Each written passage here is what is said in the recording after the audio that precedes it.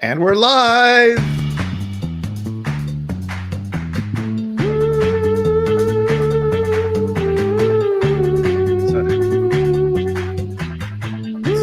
Good thing I just stopped singing copyrighted music. Hello, and welcome to Take Your Pick. I'm your moderator, Chris Piuma, and once again, I've gathered some fabulous panelists, and this time they're going to be taking their picks from fictional pets. And we'd like to thank listener, or I guess viewer, I guess we're not podcasting right now, but we'd like to thank Javier, who suggested that we do pets from TV and movies, but you know, I'm cool with all the media, so pets from books, comics, video games, operas, concept albums, whatever, it's all allowed. Now, our panelists are going to take turns picking a fictional pet and telling us why they've chosen it. Once someone picks a pet, no one else gets to pick it. And after a few rounds of picking pets, we'll send everyone home with their new menagerie of animals, which they'll have to take care of until the end of time. In their fictional house, in fictional time. You know how fictional pets are. As the moderator, I get to decide whether something counts as a fictional pet or not. If I think your pick is nonsense, I'm going to make you pick again, but I'm a whimsical judge. Let me say it up front. I actually don't care if the pet is based on a real pet, as long as it's been treated artfully. You know, everything becomes fictional after a while. But what is a pet? Well, Wikipedia defines a pet as a companion animal kept primarily for a person's company or entertainment, rather than as a working animal, livestock, or a laboratory animal. Which, I suspect some of the panelists are going to try to make the case for some working animals to actually be pets. And we're gonna let that develop. I'm also wondering whether pets can talk to their owners. They can obviously talk to the audience. I mean, somebody may pick Garfield, but Garfield is clearly a pet and can clearly talk to the reader, but not to John. So we'll see. We'll work out exactly what a pet is over the course of this hour and change that we're going to be playing this game. Those are the rules. Let me introduce our panelists in the randomly selected order that they will be picking. We've got one real cool cat from It's Just a Show and a part of our Scaritage, Adam Clarke. Hello. You know, Wikipedia defines guest panelist as... She's watching you like a hawk from By-The-Bywater, Oriana Schwindt. I'm furious that Disney, like foxy foxes from Robin Hood, don't count as pets. We might do fictional main character animals at some point, but he's gone to the dogs. From the Fiasco Brothers Watch a Movie, we've got Tim Lehnerer. Hi, happy to be here for the first and possibly final appearance on your show. And hold your horses, it's professional medieval cute animal specialist Jessica Lockhart. Hello, I look forward to coming back for worst fictional pets. You know, it didn't say best or worst in the title. It's just you pick them for whatever reason you want. But finally, we've got the cat's pajamas from By-The-Bywater as well, Jared Pechacek. Hello. I don't have a catchphrase. Oh no, the show is ruined. I know. As your moderator, I'm going to go last so that all these great people can snag all the good dogs. But then again, they're all good dogs. So Adam, are you ready? Are you ready to tell us your first pick for a fictional animal? Yes, because when we're talking about fictional pets, I was thinking, it's like, well, does the Gimp from Pulp Fiction count? But I decided against it. My favorite fictional pet, or one of them will make the list, is Jean-Luc Picard. For what is Jean-Luc Picard? Why, he is a guest in our living rooms, and he is indeed the victim of bad writing when it comes to the current Picard show. But what is he, if not a pet to a certain entity called Q, who tests him with proving the value of humanity, but also sometimes takes him on Robin Hood adventures for no reason. And Picard is loyal, intelligent, and sometimes, just sometimes, sexy. All right. Perfect pet. Well, we're pushing the rules real fast. Yep. Was not on my list. He was on my list. So you agree. So we've got 2 out of 6 people at least who are definitely on board with Picard. What is your Picard as pet thought? Well, I think that a pet is about a loving relationship between people of vastly unequal power, and where the ability to think, understand the other is sort of strained in some way. And I think Picard makes an excellent pet for Q. Yeah. Yeah. And what is Q doing aside from teaching him new tricks? Oh. and dressing him up in cute costumes. All right. All right. That's our first pick. Adam, you are going to get to take Jean-Luc Picard home with you to care and feed for the rest of your days. If anybody in the audience is watching this live and wants to comment about whether Jean-Luc Picard would make a great pet or not, or any other of the choices that people come up with, maybe we'll get an animal before too long. Anyway, you can type it into the field, into the comment field, and I might make those comments go big. So please feel free to do that. But that was Jean-Luc Picard, and next up we've got Oriana. Take it away. I feel like a fool for not seeing all the possibilities, human, alien, etc. But I'm going to go with Mogget from the Abhorsen series as my first pick. He looks like a cat most of the time, but he's really an ancient spirit, very powerful, good in a crisis, but if you free him from his cat form in a crisis, as you should, he might eat you, which is actually kind of the same for all cats. I'm gonna guess. I don't have one because I'm horribly allergic, but I get the feeling that Mogget is hypoallergenic because his fur is not real fur, so works for me. Is that the right spelling of Mogget? Am I getting that right? Yeah. Okay, good. I'm very impressed. Well, I Google fast. That is somebody who I have not heard of. Yeah, Highly little recommend white the cat. series, by the way. What's the series again? The Abhorsen trilogy. It's Garth Nix. Oh, okay. Oriana, he was absolutely on my list as well. I can't believe two of my main choices have been scooped already. Mogget is the best, and he falls into this incredible trope of the cat who is also like a god who can talk to you. Yeah, and he's one of my favorites. Like, mainly the reason that I read that series and loved it so much as a kid was Mogget. Oh no! I'm Right? so sorry. I stole it it's from all right. you. It's all good. To be fair, every animal that's appeared in any media ever is on Jessica's list. Yes. I struggled so hard today. We've got a comment in from Michael, former panelist, reminding us that reminding me anyways, that humans are animals, which I do not disagree with, and I may have had a human on my list. And So- more importantly, they're the most dangerous game. Different category. All right. Well, excellent, Mogget. So next up we have Tim. Tim, tell us about a pet. Okay. I'm not really sure what species this is, but Stitch from Lilo and Stitch is a cute little creature that came from a bad environment and learned to care and love and be less of a tornado of horrific destruction by sort of fitting into a pet owner relationship. Plus there's also that great weird sight gag where he tucks all his feet into his mouth and rolls away backwards, and that's a great trick. It's I think what did Lilo describe it at? He used to be a cat, but he got run over. Like, everybody looks at this thing and goes, "Oh, really?" And that's sort of really appealing. The idea of the thing that nobody wanted that becomes wanted. So it's also a really cool. It's a cool movie. It turns out that Stitch likes Elvis Presley, as do all right-thinking, weird alien super criminals. And it's also one of those things, like, they had trailers for the movie where Stitch would show up and ruin something from another iconic moment in a Disney film. So just the idea that the multi-billion-dollar corporation was willing to laugh at itself a little bit. There's a point where he shows up on his space hot rod and convinces the princess from Aladdin to go with him instead of the guy with the boring old carpet.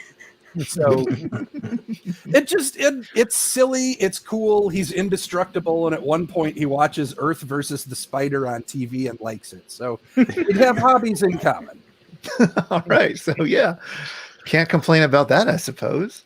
No, let's do that. So, Yeah, go I ahead. love that scene where Lilo draws that picture of Stitch indicating his badness levels, and it's sort of like very unusual for someone your size. It's very sweet.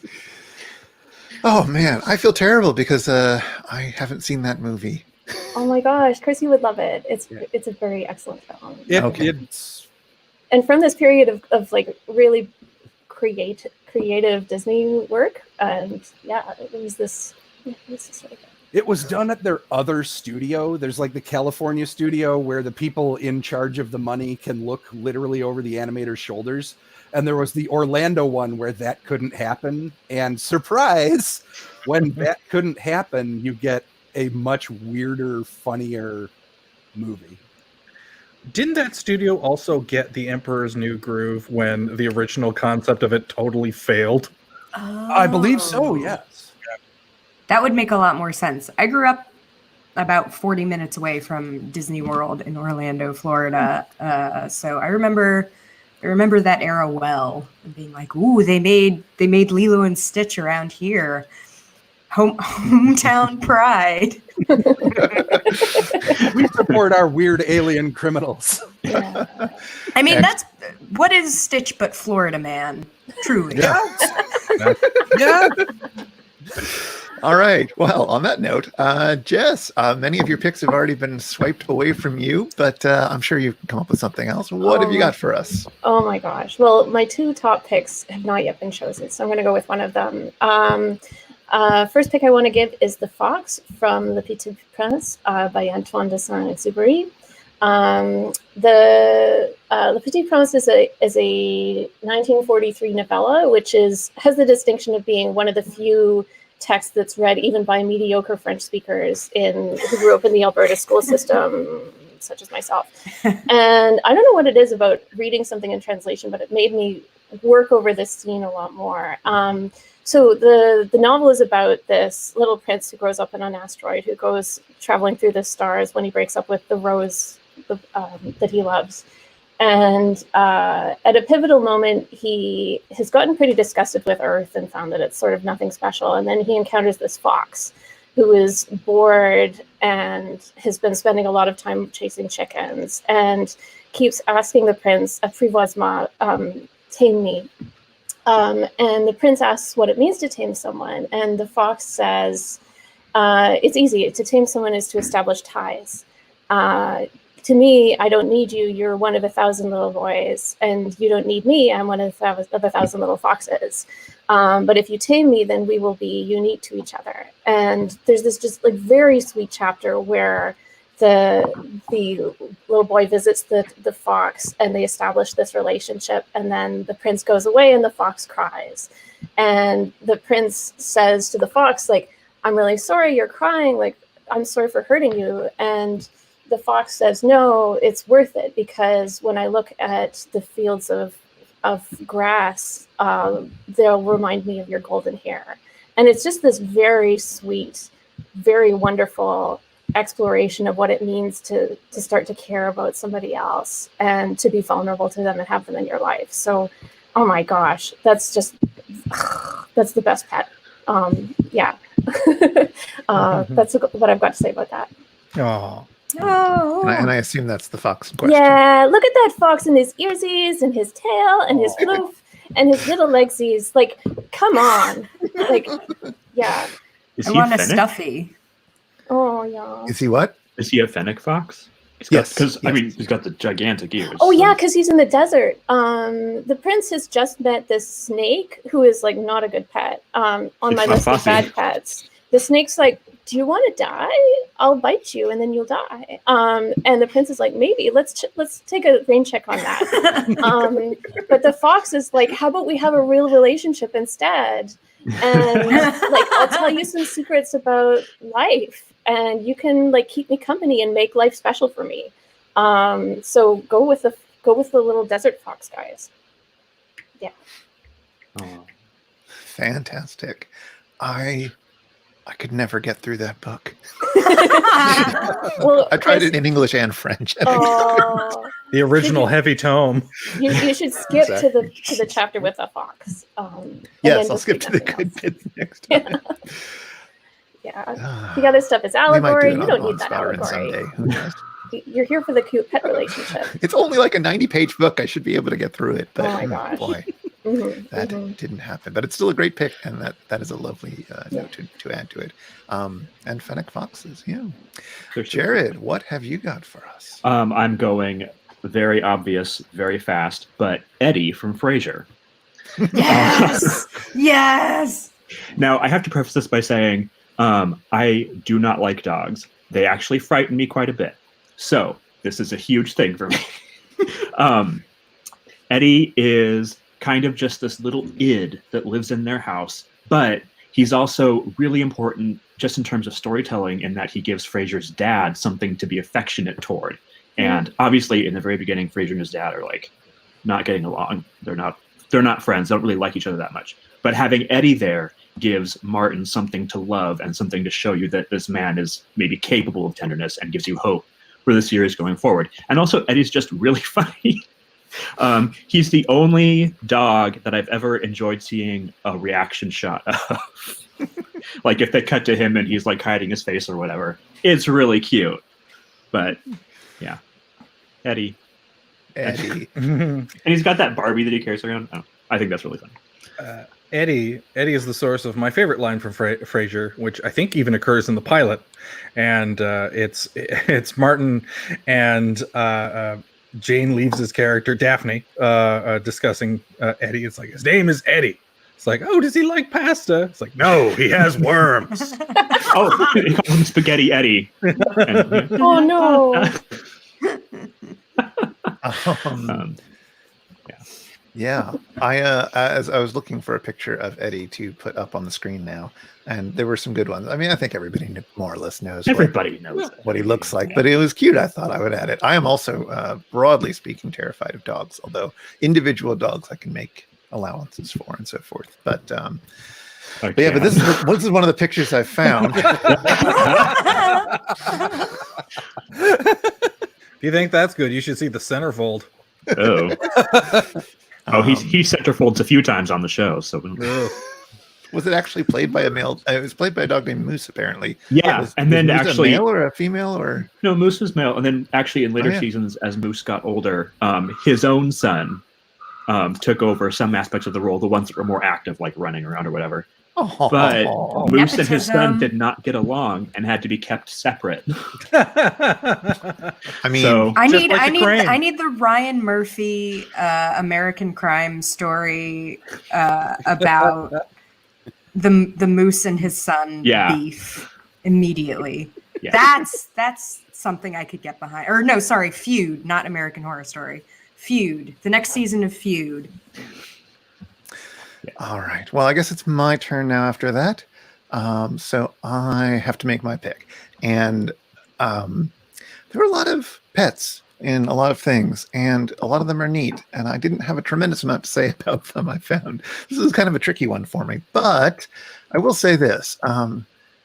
There are a lot of animals in Miyazaki films.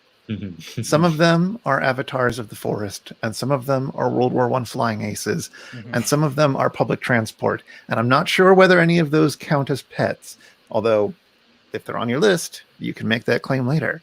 But I want to talk about one which clearly is a pet, Jiji from Kiki's Delivery Service. Yay. A cute little black cat, not unlike the cat that should be on that thing behind me right now, but has decided to be a bit of a diva today. Oh well.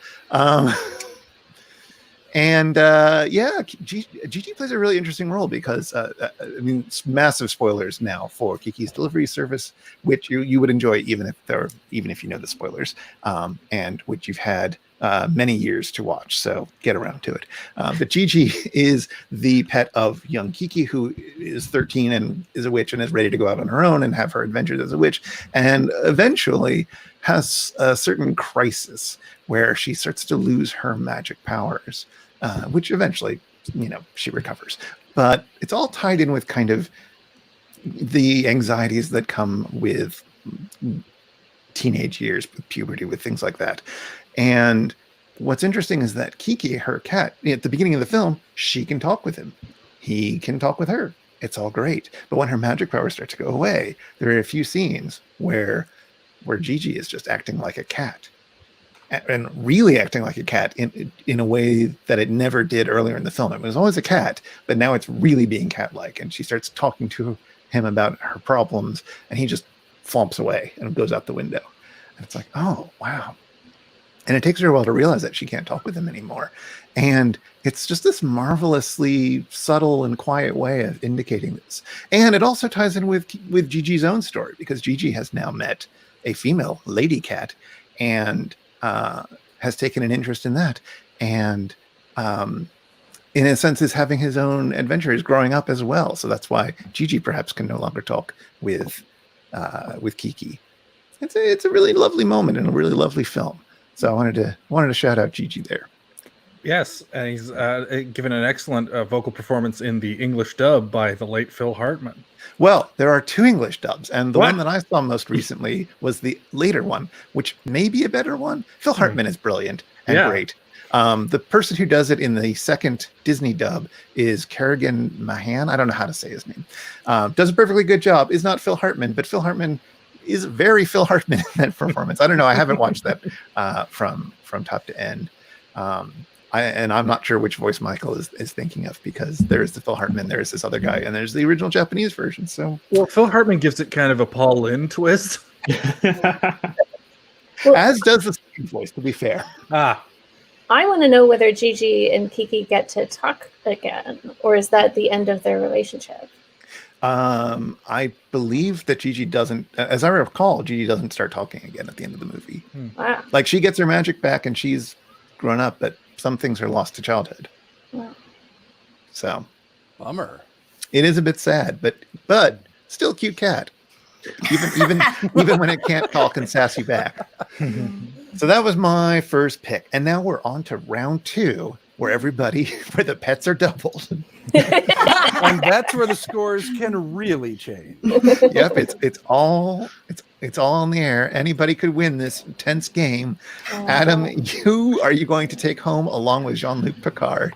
Well, knowing that the points are doubled, and this is indeed the most crucial aspect of the panel, I chose a cat for whom, in a way, survival of an entire race is dependent upon. I am, of course, speaking of Frankenstein, not the monster named Frankenstein nor its doctor, but Frankenstein, the cat owned by Dave Lister on the BBC series Red Dwarf. Yeah. Frankenstein was unexpectedly pregnant when Dave Lister was put into stasis and the cat was quarantined, and gave birth to cats that later evolved into somewhat, I guess, a feline sapien type series of people, species, and of course gave us the cat and the race of cats that we see in the most recent special. But Frankenstein was an adorable black cat who gave birth to little kittens and ensured that some form of cat would survive the apocalypse. I was so sure somebody was going to pick cat from Red Dwarf. I was not expecting cat's great ancestor. Yeah, did anybody else have this or something like it on their list? No. I did not, but the logic of having Frankenstein rather than cat makes sense to me. Did you not do cat because cat's too much of a crew member? Well, yeah, Cat and Dave are buds, and Cat and Rimmer are enemies, and Cat and Crichton are both pets. I would have accepted Crichton as a pet, so if anyone had that would be good. Even Holly would be acceptable, I think. That's Cat, not Frankenstein. A fashion icon. Cat rules. Cat is great. I have never seen Red Dwarf, so this is Oh, it's really good. that's definitely the kick I needed, I feel like. Yeah, I mean, I haven't revisited it in a long time, and I'm shocked every time I find out that they're still making it. Yeah. But you know, it's worth It's worth dipping into. It's worth having seen a few episodes at the very least. You can decide if you want to go on from there. There's some great ones in there, but yeah, they're kind of like a touring band. Every now and then they dust off the instruments and go out like an aging Pete Townsend and Roger Daltrey. Oh, very good. All right. Well, let's see. Oriana, you had Mogget. Who joins that menagerie? Okay, since everyone is like collecting black cats, I figure I might as well like add one to my team, and that is Salem the cat, specifically from the Sabrina the Teenage Witch series, the live action one with Melissa Joan Hart, voiced by like the wonderful Nick Bakay. Bakay, sorry, I've never said it out loud. No, this came up on pod recently. What? Now we know. Sorry. Go on. No, I'm glad I know now. Although I'm curious about why, but that's not relevant right now. But anyway, yes, it's like just very integral to my childhood. That series, that was like one of the few TV things I was allowed to watch was TGIF, along with PBS. And so Salem was like, I mean, I guess in retrospect, since we're now sort of emerging from the irony poisoning of the 2000s and 2010s, but Salem was, you know, a snarky little guy. He was fun. He taught me that was cool. Yes, I apologize for jumping at you there, but it had come up on It's Just a Show. That's really recently. funny. With a different mispronunciation. Wait, what was it? I said Nick Backey. I mean, why not? Yeah. Oh, wow, I realized who he was talking about. But yeah, Nick Bakay, the voice of Salem, was the Ed McMahon on a low budget, early Comedy Central talk show called Night After Night with Alan Havey, which I was a devoted fan of as a teenager. So that's my little corner. That's my cross to bear. But Javier, who again is the person who chose this topic, says, "Good pick." Yes. Thanks, Yes. Javier. Now, Chris, I believe it's pronounced Alan Havai. That's Yeah. so true, Mike. Yeah. I think that's true, Michael. He's like the male cat version of Daria. Oh, I like that take. Excellent. All right, Salem. Very good. Let's see who's up next. Tim, you have Stitch. Who is a good companion for Stitch?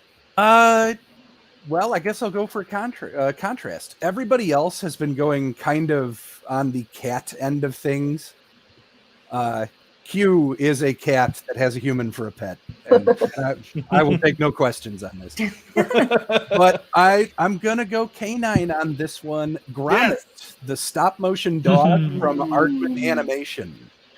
He's loyal far beyond the bounds of sanity. He's calm and stoic, but yet there's just a little bit of change from the look in his eyes, and you realize you're being a real idiot, and you could stop doing that. And you know, assuming that he wasn't already just Wallace's dog, and it was just some random new Grommit that you could have as a dog. He's absolutely perfect as a sidekick, whether you're going to the moon or whether you're trying to solve an international criminal conspiracy run by a penguin, or you've been infected with weir rabbit blood and you've developed adult onset lycanthropy. Like any of those things, Grommit is right there by your side. He doesn't give up on you. So considering that I could be a real screw up at times, it would just be nice to have a dog that was completely fictional, couldn't talk back, but would let me know when I'm being stupid. And it's in Grommit, I'm afraid. But yeah, isn't he adorable? He's so cute. He's so cute. I mean, not that everybody knows what Grommit looks like, I'm sure, but you know, there you go. It's always good nice to see have, him. Yeah. Grommit is eloquent without ever speaking a word. That is true, which is a testament to the type of filmmaking that it's coming from, right? Because it's that stop animation, but it's also drawing a lot of tropes from silent films, I guess, and then early animated stuff. Oop, well, there he is again. The thing I love about Grommit is that he and Wallace each think that the other person is their pet. Like Grommit is absolutely the adult in that relationship. I just noticed now how much Wallace looks like Bull from Night Court. You know what? Now I can't unsee it. Less so when he's moving. I think. Yeah, he doesn't have Richard Mall big dick energy. No. All right. Well, Alive. anywho, Jess, you gave us the fox from Le Petit Prince. Is there another Le Petit Prince Okay, character? so I've decided for us to go off in a different direction, and I've chosen a hero for the time of 1963, namely Flipper from the movie Flipper. Flipper is a bottlenose dolphin who lives off the coast of Florida. A hurricane brings together him and the human boy, whose name is much less memorable than Flipper. I literally looked this up and I can't remember anymore.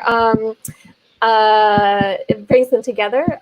Flipper then spends some time living with this boy and his family as he recovers from a harpoon injury, and until going back to the wild, where the kid's dad then announces that he's intending to kill Flipper along with any other dolphins he finds. And so there's a brief human-dolphin war that culminates in Flipper saving the kid from a shark, and then they live happily ever after in their human-dolphin integrated world. So the reason that I brought Flipper to your attention is because I just described the plot of How to Train Your Dragon as well.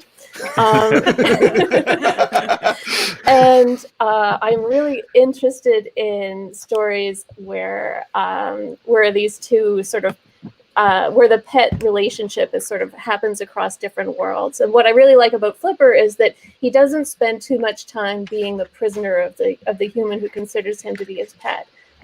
He gets back into the wild pretty quickly, but from then on, they have this beautiful interspecies friendship. And that was very influential on me as a kid. So as an Albertan, I was very sad not to live near the ocean.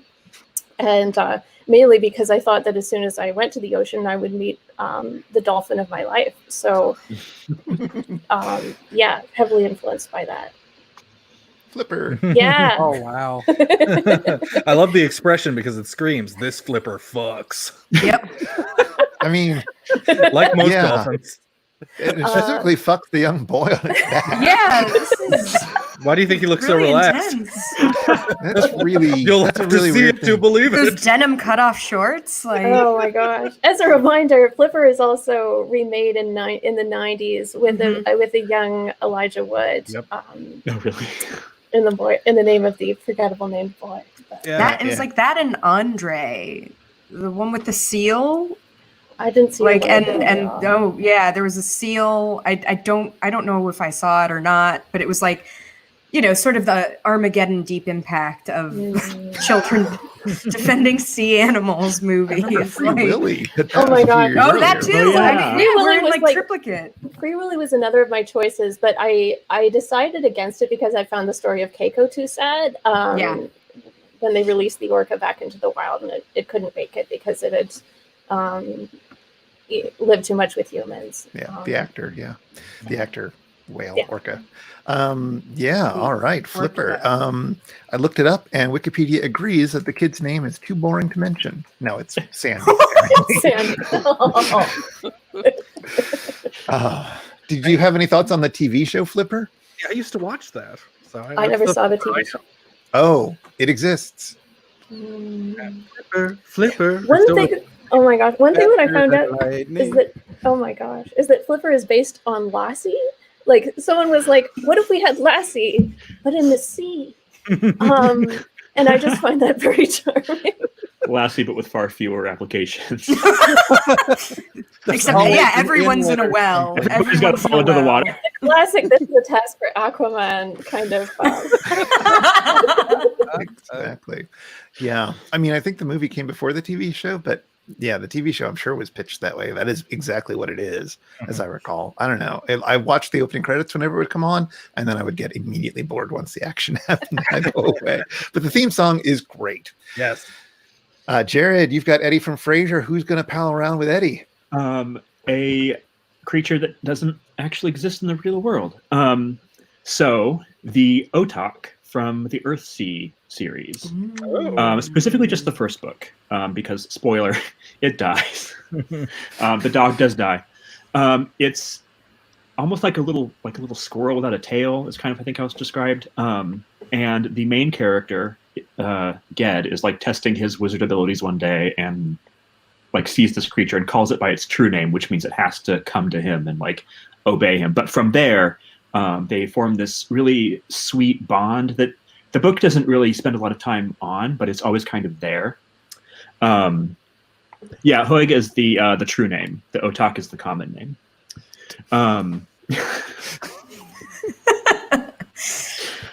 Sorry, I just know that. And yeah, it's almost like his familiar for part of the book, and then he does a bad thing that almost kills him, and the Otak is responsible for bringing him back to life, just kind of by being there and licking him. Which sounds weird in isolation, but that sensation is what brings him back from the land of the dead, essentially. And I've always found their relationship really moving, even though it's only there for a few chapters, even though there aren't like scenes of them romping in meadows or whatever.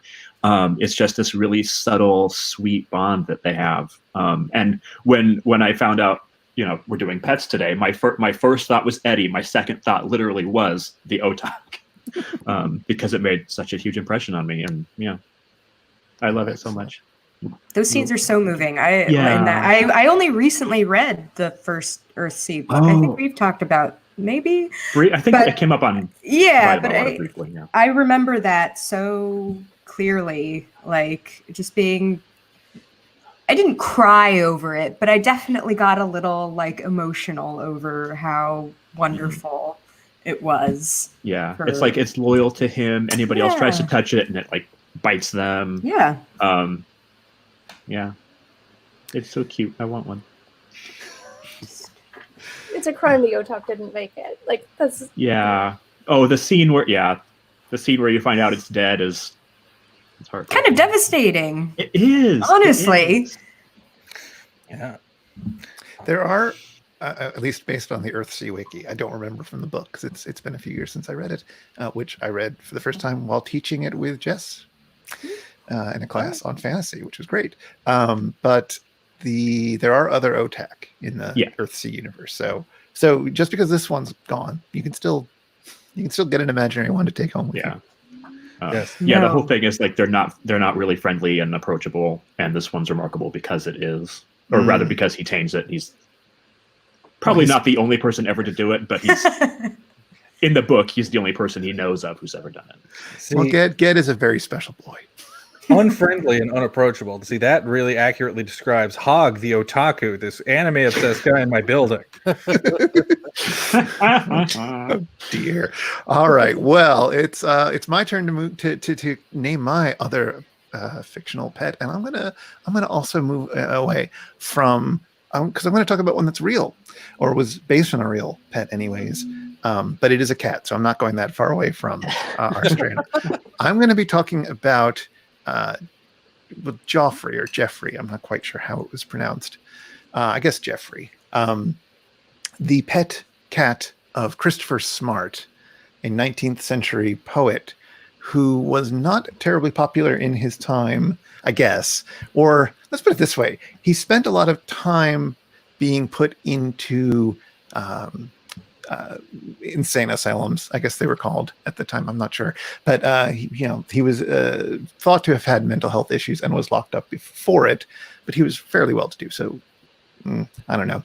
But while he was at Bedlam, he wrote a poem called Jubilate Año, which is like praise the lamb, basically. And there's a long section, which is the part that everybody reads, where he talks about his cat in terms of God. And it's very ecstatic, and it's very delightful, and it's so strange. And this poem really wasn't known much at all until the 1930s when it was rediscovered and repopularized. So I'm just going to read a bit of it for you. It does not rhyme. It's very much in free verse, which is also quite unusual. It's obviously taking its form from biblical texts and call and response texts. But for I will consider my cat Jeffrey, for he is the servant of the living God, duly and daily serving him. No, let me spell his name right. Sorry about that. That is not how you spell it. That is how you spell it. For he is a servant of the living God, duly and daily serving him. For at the first glance of the glory of God in the east, he worships in his way. For this is done by wreathing his body 7 times round with elegant quickness. For then he leaps up to catch the musk, which is the blessing of God upon his prayer. For he rolls upon prank to work it in. And it goes on for a bit. And then you get... for he is of the tribe of tiger. For the cherub cat is a term of the angel tiger. For he has the subtlety and hissing of a serpent, which in goodness he suppresses. For he will not do destruction if he is well fed, neither will he spit without provocation. For he purrs in thankfulness when God tells him he's a good cat. For he is an instrument for the children to learn benevolence upon. For every house is incomplete without him, and a blessing is lacking in the spirit. For the Lord commanded Moses concerning the cats at the departure of the children of Israel from Egypt. For every family had 1 cat at least in the bag. For the English cats are the best in Europe. For he is the cleanest in the use of his 4 paws of any quadruped. Etc., etc. It goes on for quite a long time, 70-something lines, but it's a complete delight. And it's such a weird way of talking about a cat. And the poem is just so out of its time and place. Jeffrey is just great. And yes, Nadia agrees. This is the finest cat poem. He's such a special boy. I just can't handle him at all. Yeah. It's so beautiful to have that pay on to all these different aspects of this beautiful cat. And it's just, yeah. That section ends with, for though he cannot fly, he is an excellent climber. For his motions upon the face of the earth are more than any other quadruped. For he can tread to all the measures upon the music. For he can swim for life. For he can creep. Which is like, yeah. Therefore God. I mean... I'm not sure I convinced by the theological argument myself, but I nevertheless think it's a fine testament for a good kitty. And a very beautiful thing where he's like one particular cat, but there's one particular cat in every household. Yeah, he recognizes that Jeffrey's great and all, but like all cats are great. This is the best cat. But all cats are the best cat. When I think about Jeffrey, I think about that gif of that cat who's like wiggling with 2 paws and then like takes away 1 paw and continues to wiggle and then takes away the other paw and continues to wiggle. That's one of his powers. I hope you all know the gif I'm talking about. I think I do, yes. Yeah, and also I should have said memes count as art and literature. I don't know. Oh, there you go. Maybe we'll stick to that. Maybe we'll save meme cats for another episode. Yeah. All right. Well, that was my second pick. We shall move on to third picks. Adam, you've got Jean-Luc Picard. You've got Frankenstein from Red Dwarf. What will you add to that collection? Well, I've picked a human, I've picked a cat, and my next pick is for the birds. Or you see, I have chosen from the film The Thief and the Cobbler. Basically, it's a crazier, better animated version of Aladdin that was never finished. It was the life's labor of the late Richard Williams, but luckily a fan editor more or less completed it with all the footage that they had, including test animations. And more importantly, while recording while getting the original recordings of the cast, the evil wizard, the Jafar of the film, is Zigzag, played by Vincent Price. But I would choose his beloved vulture sidekick, Fido, voiced by, you guessed it, Donald Pleasance. Sound the Donald Pleasance alarm, everybody. Do a shot. Oh, it's Phido. All right. I couldn't find it on the Wikipedia page. Oh. Oh, damn. There you go. Well, Donald Pleasance playing a vulture. How droll. Did not see Donald Pleasance playing such a large role in this live stream. Should have been here in the pre-show chat. Right? Yeah, he played such a large role in all of our lives, in the face of every smiling child, in each ray of sunshine. I'm surprised it took 3 episodes for a Donald Pleasance related pick to come up, frankly. I bided my time. All right. Fido from, what was the name of the movie again? The Cobbler. The Thief and the Cobbler. Yes. Okay, great. It's gorgeous. Oriana, you've got Mogget and Salem. Who else shall we find out about? Okay, this is I'm gonna go with Vincent, the Labrador. I think he was a Labrador from Lost. I think there are about to be spoilers for the Lost finale. If you haven't seen it, you've literally had 10 years to do so. I have no pity for you, but like mute me or whatever if you don't want. But Vincent has always been the best dog, like as all dogs are. But he like lies down next to Matthew Fox's character at the very end when he's lying bleeding out on the jungle floor, and I've never not just completely just sobbed buckets every time I watch that, every single time, because he didn't want the guy to die alone. Vincent the dog, we love you, buddy. I need that kind of loyalty on my team, given the two cats. All right, Vincent. Also, the last finale was great. Anyone who disagrees is a fool. That's it. Oriana out. Yeah, that is another TV show I haven't seen. Oh no, I'm so sorry. It's okay. I wasn't gonna. Okay, good. All right. Fine. But it is nice to hear somebody say that it ended well for once. I mean, I have no stake in that argument, but I don't have a smoke monster in that fight. No. All right, that's good. What are the Excellent. metaphysical implications of having Vincent in Lost? Like, what's going on there? I mean, All dogs go to heaven. I mean, like, because he's only there when it is like when it is a real place. So he is very much tethered to. I don't know what happened to him after that though. I stopped watching before the end. Well, so, yeah. He watches. Like, does he survive? Does he live on what's left of the island? Oh no! Now I'm worried. Oh no! I haven't thought about this in a long time. Suddenly retracting her pick, but no, it's all. No, all picks are final. I need to save him. I'll save him from the island. It's fine. It's fine. What fanfic is for. Yeah. All right. So that's Vincent from Lost. Tim, you've got Stitch and Grommit. So Yeah. So a lot of cats, couple of dogs. I'm gonna go reptile on this one. Ramon, the baby alligator, purchased in Florida and brought back to an unspecified city that might be St. Louis or Chicago in 1980s alligator, and that's Ramon with no E at the end. Sure, he eventually turns into the monster, but he's very cute up until the point that he isn't.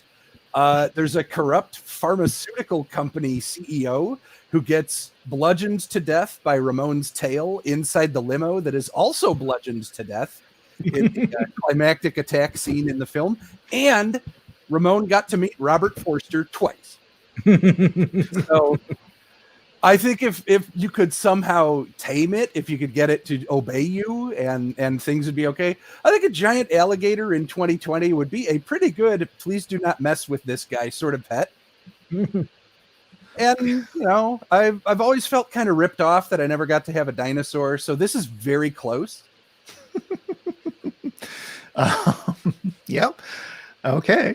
You could have picked a dinosaur, I was looking through like lists of fictitious dinosaur pets, and the closest thing there we go. Hi, Ramon. Like the Valley of Guanji has an Allosaurus, but Guanji's not a pet. They capture him and he gets loose immediately. Like if I'm gonna have one, I want an Allosaurus because Allosaurus is best dinosaur. So, Okay. And no Allosaurus has ever met Robert Forster. not more than one. So if you could have a giant alligator somehow obeying your commands and you got to meet Robert Forster twice, I think it's a very good pick. Okay. You've made a sound argument there. I'll be taking no questions. Thank you for attending my TED Talk. Jess, you've had the Fox from the Little Prince and Flipper. Who will you introduce us to now? Oh, well, I think that it's time to introduce some shit disturbing in here. So I know that there's some Tolkien fans around, and I'm going to pick Huan from the Silmarillion. Yeah, so because nothing disgraces you more than me picking a Tolkien one first. Okay, so so Huan is an immortal wonder dog from the Undying Realms. He is the size of a small horse. I assume that he is also cute and floofy. And he's exceptionally loyal. So he's given by one of the Valar to one of the sons of Feanor back in the mists of time. Because he is a good dog, he goes with that son of Feanor when he gets exiled back to Middle-earth. And he sticks around with this, frankly, disappointing owner until the story of Beren and Luthien, which happens about halfway through-ish the events of the book / epic. And so you may know of the story of Beren and Luthien, but you don't know that it's actually the story of Beren and Luthien and Huan, the excellent wonder dog. Huan can speak 3 times in his life. He switches teams to Luthien when he finds out that his owner has captured a woman and is keeping her in a tower, as would any of us if we were a wonder dog. And he then orchestrates this incredible rescue of the protagonists. He then fights a beautiful fight against a werewolf and dies protecting them, and he's just the best dog. He's so good. He's just, have I mentioned how large he is? He's just a beautiful dog. He's very large. I love this pick. I've always pictured him as this giant wolfhound, Yeah. like, or Scottish deerhound type, just like Yeah. the loveliest guy. Freaking majestic, like really big. That was gonna be Like my next Luthien pick. rides on him at several climactic scenes where he's disguised as a wolf and she's disguised as a vampire, I think. Mhm. And Yeah. like, it's just really good. Yeah. Jess, I feel like you've gone for quantity here. Well, one if of my you're other trying picks was to- George and Gracie from Star Trek 4. The Oh, humpback whales. yeah. So, anyway, so No tribbles. no troubles for me. Well, we're not done yet, everybody. So, but all right. So that's Huan from the Silmarillion. Well, that's a word that I have not said as much as some of you have. Oh no. Jared, you've got Eddie from Frasier and an Otak. What would you like to also take? Well, it was going to be Huan, but Oh, that's okay. I get to go with my 4th choice. Waddles the Pig from Gravity Yay! Falls. Waddles is a pig who is adopted in one of the first few episodes by Mabel, who's one of the 2 main characters of the series. She's one of the twins. He doesn't do a whole lot except like get in danger and need rescuing. In one episode, he becomes super smart and is voiced by Neil deGrasse Tyson, which was a lot funnier a few years ago than it is now. But whatever. He is very adorable. And at one point, Mabel marries him to a goat, and they get their own theme song. It's just a pig and a goat, showing the world that a pig and a goat can be family. And that's like there's this whole sitcom ending for that episode where they like ride off into the sunset. Yeah, he's really cute. He doesn't do a lot. He's just cute, and everybody loves him.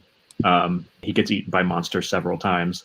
I'm trying to remember if in the zombie episode he becomes a zombie pig. I feel like he doesn't, but yeah. Yeah, he's Waddles. was it actually transparent? Transparent gift lied to me.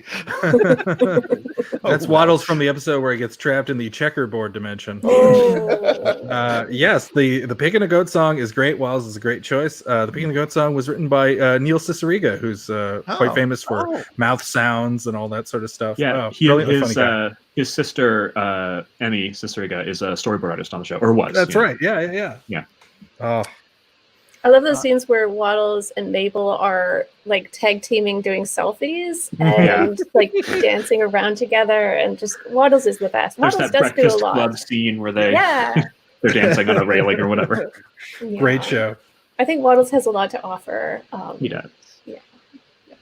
Yeah, he gives up his super intelligence because Mabel is not as smart as him when he's super intelligent, and he wants to have fun with her, and he makes her sad when he's too smart. So he gives up his genius level brain to be loved again. Wow. It's actually really sad. That's like the Little Mermaid with a super smart pig. It is. He builds a machine that feeds him potatoes, which is not very Little Mermaid-esque, but yeah. I think. I haven't seen it in a while. All right, excellent choice. And in the 2 weeks since we did our children's television show episode, I still have not watched Gravity Falls, but it is on the list to watch. Yay. I've been doing nothing but reading Vanity Fair for the last several weeks, which I finally finished this morning, so we can record the episode tomorrow and possibly release it tomorrow. All right, great. It is time for my third choice. We are doing pretty well on time. Does everybody, if we do a quick fourth round, where we just say a little bit less than we have been saying, is everybody cool with that? Does everybody have a fourth pick? I'm not sure I do. I'm going to pick for my third pick. I'm going to push things even further. I'm going to pick someone who is probably not really even a pet, but in my headcanon has always been a pet and is named like a pet. So that's pretty much a pet, right? And of course, I'm talking about Rover, everybody's friend from The Prisoner. Was that one of your picks, Adam? Yes. That was going to be my fourth. Rover, in my headcanon, is the pet of number 2 or number 1 or something, but it's this large sphere that if you try to leave the town where the prisoner is being kept, will come after you and cover your face with its translucent thing, and strange music will play, and then you'll wake up back in town. It's an attack dog. It guards the perimeter, and it's kind of my favorite character. They don't use it often enough. There are not nearly enough Rover episodes, and you don't ever get the Rover centered story that we're all hoping to hear about following Rover around his day and like what does he do when he's not, going after number 6 as he's trying to leave the island or the town. But yeah, Rover, a fantastically evocative sphere, and nevertheless, kind of makes me want him to have it as a pet. The Prisoner. It's worth it, and you can watch it for free now on Shot Factory TV. Yep. Oh, okay. Worth a rewatch. Get on that. So it's only 17-ish episodes, but they're an hour long. So yeah. And it's a British show. Turbo weird. It's super great though. Does Rover ever demonstrate any affection towards anybody? No. Well, sometimes he's deferential. That's true. And sometimes he's mocking, as can be seen in the first part of the finale. But again, we never get to see him like not at work. No. So like, what does he do the rest of his time? And I imagine he just hangs out. And are there multiple Rovers? That's also another true. good question. So anyway, that's Rover. Let's do a quick lightning round 3 because we were very good and got that all done in under an hour. So Adam, quickly, you've got Jean-Luc Picard, Frankenstein, Fido. I've stolen Rover from you, but who have you got for me? I have chosen Gur, the robot/dog of the titular Invader Zim. Yes. Invader Zim is a particularly incompetent alien, and Gur is the robot assigned to him. Gur is an insectoid, Zim's an insectoid alien masquerading as a human badly, and Gur is the robot that is masquerading as his dog badly. Gur is basically a garbage robot, but the minute that Zim fixes him, it turns out that Gur is exactly what he needed, because a competent robot immediately deduces that Zim is stupid and all his plans are stupid. And so keeping Gur dumb and happy is what results in the perfect pet. Excellent. So that's Gur. Oriana, what have you got along with Mogget, Salem, and Vincent? I honestly can't believe no one took this before now. I feel very lucky. I just finished the first season of Avatar: The Last Airbender. Hey. Appa my big fluffy boy, come home with me. I Who's don't. on my list? I like that, and I just watched My Neighbor Totoro for the first time, and I can't. I just want a plushie. I just want a plushie of like all of these things. But yeah, Appa is my man. He's big, he's fluffy, and he'll knock a motherfucker down if he needs to. He'll slobber all over you. It's great. Yeah, no big surprise that Appa made it on there. Yes. I was wondering whether, if we were going to have the debate about do steeds count? Is Appa more of a pet or a work animal versus Momo, who is clearly a pet? Yeah, Momo has no function. Yeah, exactly. But they both lick you out of gratitude, and that's pretty clearly a pet thing. All right, excellent. Appa, Tim, you've got Stitch, Grommit, and Ramon. Who are you going to add to that?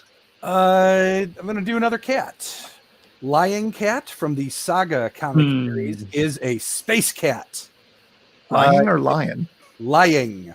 As it is a sentient lie detector. If you lie in its presence, it will say lying. So be careful. Sometimes it gets confused. Sometimes you don't really. Sorry, I thought that was going to be a link to a picture. It's not. It's the partner of a bounty hunter named the Will, and every so often a bounty hunter needs to know if people are telling him something that is accurate or not. So it's really handy to have a lying cat with you.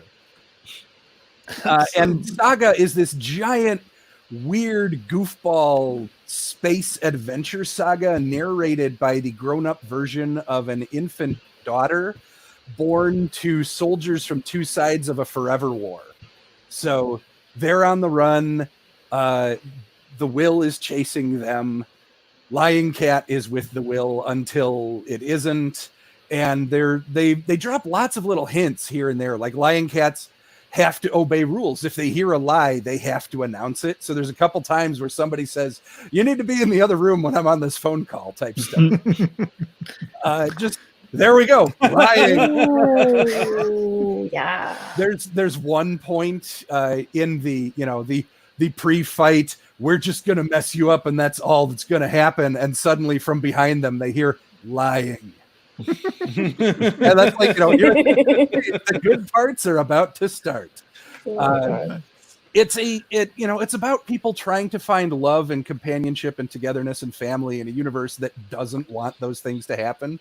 So a lying cat, why not? Excellent. There's That's another great. one. There's a giant like Saint Bernard thing that fires tranquilizer darts out of its nose as another bounty hunter's like tame pet, but I'd rather have a lying cat. And now you do, thanks to the magic of Take Your Pick. And Very you'll good. notice nobody heard lying, so yes, I would rather have a lying cat. Jess, you've got the Fox, the Flipper, and Huan. Oh. And who else now?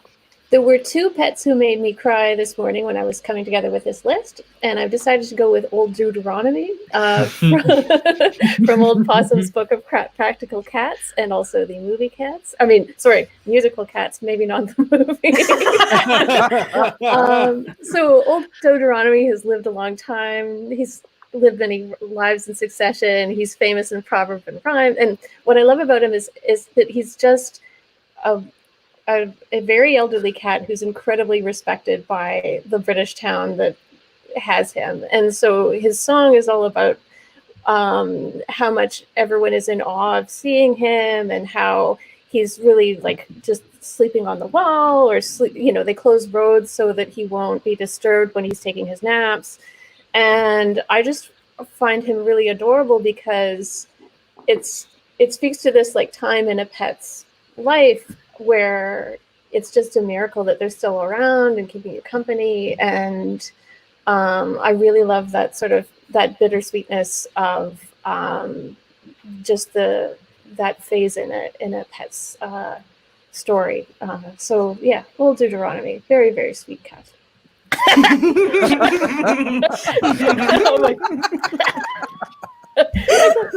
Oh dear. The whiplash is too much. I can't handle it at all. Though I will say that in the movie at the end, where they're all like standing on that lion in Trafalgar Square, like what? What? Why? Why? Why? I just wanted to show off to Oriana that plushies of My Neighbor Totoro characters do exist, as I have this plush cat bus. Oh my god! I thought Okay. Oh, I thought that was an Islamir that you were going to be pulling out. No. Very good. All right. Jared, you had Eddie the Otak, and you had Waddles. Who else? Master Chalk, a white raven from Gormenghast. oh. It is obviously a white raven. It is the pet of the main character's mother, and he doesn't do anything, which is kind of a recurring theme in my pets now that I'm thinking about it. But he is the focus of the Countess's affection, and he's just another bit of weirdness around the castle, just something that's a little off kilter. And he's actually really cute. If he's just a white raven. I love ravens, so. And it's one of my favorite books. So, All right. One Did I of like spell a the dozen name right? birds. Yeah. Okay. Boy, nothing is coming up in the old Google search here. I was Googling to make sure I had the name right, because he's named that in the BBC TV adaptation, but it's been a couple years, I think, since I've read the book that he's in, so I don't know if that's the name in the book. All right. Well, if we find out that is wrong, we'll put it in the comments. Somebody will tell me. Someone Please will shout. tell you. One of our many single-digit viewers will tell us. All right, Master Chalk from Gormenghast. I haven't read, obviously, because I don't ever remember. It's so good. I've heard many waited good for things about it. libraries open, There's and I can some, just. There's so many things I haven't read. But you got through Vanity Fair. But I did get through Vanity Fair, which I never intended to read, and was good, if intensely long. Anyway, my final pick. I guess I'm gonna take it easy and go. You know what? I'm gonna go with from a show that I don't watch, that I really know nothing about, and that I just really have always enjoyed the image of and the voice of. Out of context. It's that great that it actually is going to make my list. I'm talking about Gary from SpongeBob SquarePants, a show which I am much too old to really have watched, even though everything I hear and read about it makes it sound amazing in many ways. But God, Gary the little pet snail is just adorable. And if any of you want to talk about Gary, while I get a good picture of him to put up on the screen, that would be great. Well, that's the source of one of the best jokes of SpongeBob SquarePants, which is where Squidward's freaking out because everyone is imitating him, and he turns to Gary for a moment of sanity, but instead Gary is wearing a big fake nose and says in Squidward's voice, "Meow." Oh no. Does Gary have any connection to the snail in Adventure Time? Not to my knowledge. That's another good snail, and no, they're a bit different, certainly. But also, yes, that is. But having a snail there just being all random it's so random. Is quite good. Pop culture snails. Boy, next, this is not next edition. Exactly. Best. Then there's the snail great sea snail ever. in the Dr. Dolittle movie. Yeah. The big pink season. There's a Gary. Oh my god. Meow Gary. is what Gary says. That's all good undersea snails do. Is that all that Gary said? I've never seen the show. Does he just meow and that's it? Yeah, Generally. that's pretty much it. I mean, very, very emotive. Like Like sort an of I am Grommit. Groot sort of situation. Yeah. Gary is indeed the Groot of Griffith. All right, so that has been 4 rounds of picks that we were able to do. Now it's time to, we sometimes we call this segment "Bring Out Your Dead," but we should call it something else, I suppose. Tell us the rest of what was on your short list and whether things that you picked got scooped from you. Adam, you walked away with Jean-Luc Picard, Frankenstein from Red Dwarf, Fido from The Thief and the Cobbler, and Gur from Invader Zim. What else would you have liked to have lived with forever and a day? Well, additionally, Waddles was scooped, but I was prepared for that. I had K9, the robot dog that was the assistant to Doctor Who, and the other 2 are difficult to talk about in polite society. So I'll put it this way. There's H.P. Lovecraft's cat. Oh, no. I'll leave it at that. But it's delightful that a man put his cat in horror stories. That's very sweet, regardless of its name.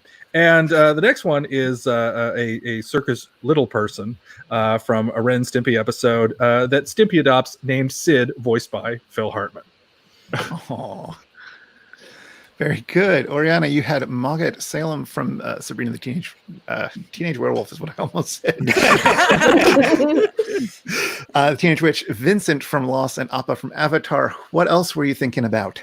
So Bill the pony from Lord of the Rings. We stan a stocky pony. Buck from Call of the Wild. Tom Hardy's FX show Taboo. There's like a little stray river dog that just follows him around that I loved. Drogon from Game of Thrones, and O'Malley the alley cat from the Aristocats. If anyone remembers that. Yeah. Abraham DeLacy. Oh, I'm old. Yes.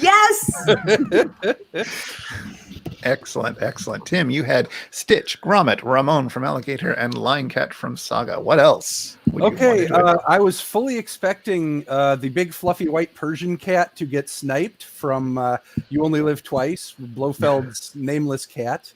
The blob from the NES game A Boy and His Blob that changes multiple shapes when you feed it different jelly beans. Let's see. I did have Rhaegal, Viserion, and Drogon from A Song of Ice and Fire, but remember, a dragon is not just for Christmas, it's for forever. And the one I would like to get a little sincere about right now is that for about 19 years, I have pretended to own a little pet dinosaur named Joe Meek, one word, capital J, capital M, on Neopets. And I've got a little picture because they let you do internet paper dolls and customize and dress them. So I've got a pygmy Allosaurus with a hot rod paint job as my fake, pretend pet. And there we go. Oh, yeah. Is there life on Mars? Yeah. Oh. Excellent. Jess, I've seen my spirit animal. Thank you. Jess, you had the fox from The Little Prince. You had Flipper. You had Huan from The Silmarillion, and you had Old Deuteronomy from the 2019 hit film. What else have you been thinking about? Oh my gosh. Okay, there were so many. Argos from Homer's Odyssey, Odysseus's dog. I had Sun Wukong, the Monkey King from The Journey to the West, and Tripitaka, his monk, who is also his pet. I had Fairy or Shinza from the Netflix show The Untamed, which is a sea drama. And Fairy is a very beautiful wonder dog again. I had Lieutenant On Elning from Ancillary Justice, and also Bill the Pony, and the Islamiri from the Thrawn novels, just because I love the idea of stormtroopers carrying around little terrariums containing furry lizards. It's a hilarious image. More should have been made of it. Wonderful choices. Jared, You had Eddie from Frasier, you had the Otak from Earthsea, you had Waddles the Pig, and you had Master Chalk from Gormenghast. What else? Spot, Data's cat from The Next Generation. Jonas, Merricat's cat from We Have Always Lived in the Castle. The pug from Dune, which gets a lot of grief on the internet, but I love that it's there. Salacious P. Crumb from Return of the Jedi. Appa, Lion from Steven Universe. Master Chalk. Huan. Pangraban from The Secret of Kells, and Fatty Lumpkin from The Fellowship of the Ring. Yes. Swish nose, wise ears. Wise ears, Some, white socks, socks. white socks, I think, and Old Fatty Lumpkin. Old Fatty Lumpkin. Oh my. Excellent. Great. So my picks were Jiji from Kiki's Delivery Service. Not story, as I wrote down. Ugh, I'm tired. Jeffrey from, well, the real Jeffrey from Christopher Smart's poem Jubilate Año. Rover from The Prisoner, and Gary from SpongeBob SquarePants. The other pets that I was thinking about include kind of an obvious one, and why I didn't go with it, but Snoopy. Which is honestly just sort of a stand-in for my love of Peanuts. Snoopy as a pet doesn't particularly interest me, although he's a pretty fun. But he writes novels.